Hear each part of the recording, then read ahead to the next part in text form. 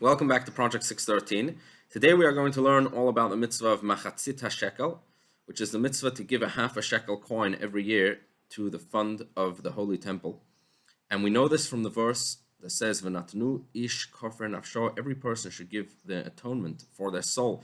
This is actually a reference originally to when the Jewish people were in the desert. Instead of being counted by number, everyone gave the half a shekel coin, and then all of the coins were counted. And that's how they knew how many people they were. And in future generations, this is a mitzvah that in every year, everyone is supposed to give the half a shekel coin that would be donated to the fund of the Holy Temple.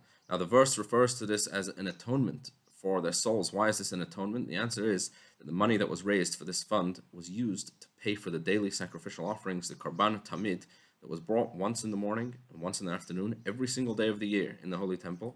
And these offerings were brought on behalf of the entire people.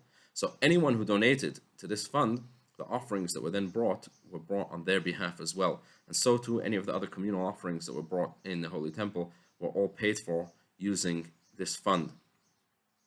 Now, when would this appeal actually take place?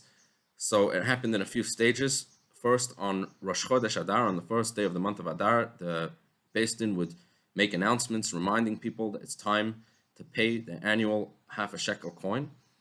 And 2 weeks later, they would actually start collecting the money. They would set up tables where there were boxes. There were actually two boxes, one where a person can put the half a shekel coin for the coming year, and another box in case people haven't paid up from previous years. They were able to pay up previous bills and put half a shekel coin for the previous year, which had been left out. In the temple itself, there were actually more boxes. There were 13 different boxes, and a person who came with a half a shekel coin was actually able to choose to which specific cause what they wanted their half a shekel to go to which specific communal fund that were all held in the Holy Temple, and they were able to choose which box they wanted to donate it to. This would take place from the 15th of Adar, and then for the next 10 days, people would come, and by the 25th of Adar, people were supposed to have paid their bill. If not, then Beis Din would begin enforcing the payments from the 25th of Adar.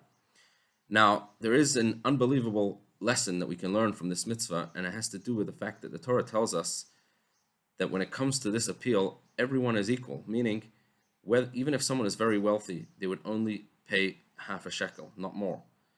And everyone gave the exact same amount, and this really teaches us that in the eyes of Hashem, we are all considered equal.